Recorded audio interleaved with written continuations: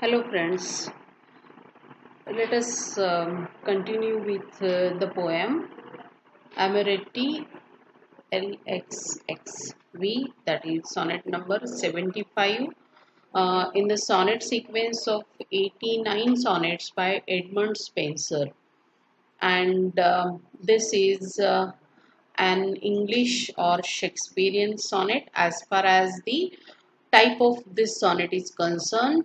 There are four stanzas, three are quartets, that is the stanzas of 4 lines each, and the fourth stanza is a couplet, which is a stanza of just 2 lines. Let us discuss the first stanza. In the first stanza, the speaker, who is a lover, who wants to immortalize or eternize his beloved, her name. He writes his beloved's name on a strand, that is the sandy surface by the side of the sea or any water body. One day I read the first stanza. One day I wrote her name upon the strand. He is a lover and he writes his beloved's name upon the strand. But came the waves and washed it away. What happens is the waves come and the waves recede, that is, go back into the sea. As a result, what happens is the name written on the seashore, it gets wiped away. The letters are wiped. But came the waves and washed it away. Again I wrote it with a second hand. But the lover, he wants to write her name. And again he writes her name on the sand, he says, with a second hand. That is the second time. But came the tide. In the fourth line of this stanza, he says, but this time tide comes. Bharati. Okay. When the sea swells, okay, the sea is flooded and that water comes on the seashore and made my pains his prey.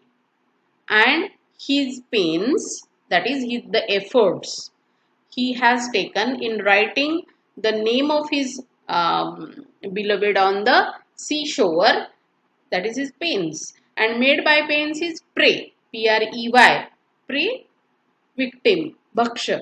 So what is victimized, what is removed because of the tide, because of the water flooding in the sea, the swelling of the sea because of the water, the letters are removed. So the letters, the name of his beloved, it becomes a prey to the water, to the flow of water, to the strength of water, and it is again wiped away.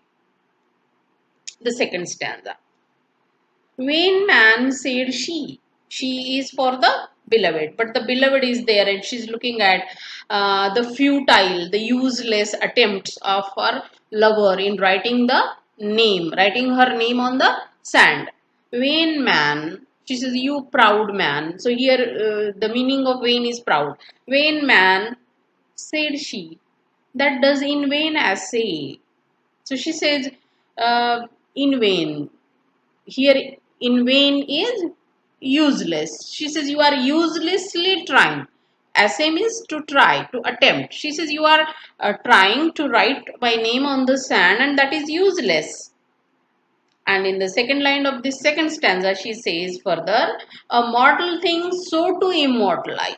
So she says, your attempt to write my name on the sand is to make something which is mortal, which is meant to die, which is meant to come to an end, and you are trying to immortalize, to make immortal, to make eternal such a thing which is mortal, which is meant for death. For I myself shall like to this decay. So she says, like this decay, like the letters getting destroyed by the waves, I will also one day die. For I myself shall like to this decay, and eke my name be wiped out likewise. So she says also, my name, just like me, who is a mortal creature, I will die, I will perish in the course of time, and so is the case with my name. It will also be perished. It will also be removed from this earth, because each and everything is mortal on this world, in this world, and it is going to die. It is going to come to an end, and you are trying to immortalize such a thing. So here is the second stanza. Then the third stanza, not so code I. Code is quote. I said. Then the speaker says, not so. He says, it is not like that. You are not meant to die. He says, let baser things devise. So he says, it is for the baser thing. Baser means the things which are low in quality, low in rank. Let baser things devise. Devise is to plan, to make some strategy, or to decide something. So he says, let the things of lower rank or lower quality, they die in dust. They are meant to die. They are meant to get destroyed in the course of time. But you shall live by fame. And but he says, you will not be removed. Your name will not be removed from here, because you are going to live. You will live here forever in your fame. Why? He says, because of my poetry. My verse, your virtues rare shall eternize. He says, my verse, that is my poetry, will eternize, will immortalize your virtues, your qualities. I will make immortal with the help of my poem.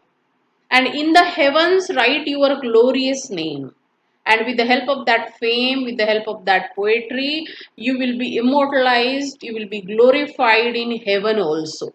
So this is the power of poetry, as is believed by a poet, by the speaker who is a lover. So he is trying to make his beloved immortal with the help of his poetry, by making her name famous, by describing all her virtues, all her qualities through his poems. So this is the explanation as far as the first three stanzas are concerned, which are all the quartets or the quatrains, that is the stanza of 4 lines. Now let us come to the end of the poem with a couplet, that is the last stanza is a couplet of this sonnet, and couplet is a stanza of 2 lines. When as death shall all the world subdue, take into control, take under control, defeat, control. So he says, let death control the rest of the world. Uh, the rest of the world, that is except you, is under the control of death. Death affects everything, but not our love. And he says in the last line, our love shall live. It is eternal, it is immortal, it is forever, and latter life renew. And it will be renewed in latter life also. That is after death also it will be renewed. So this is his faith in the power of love, in the power of poetry to make his beloved immortal. So this is a brief description of this particular sonnet by Edmund Spenser, and the title is Once I Wrote Her Name, and which is the sonnet number 75 in his sonnet sequence known as Amoretti. Thank you.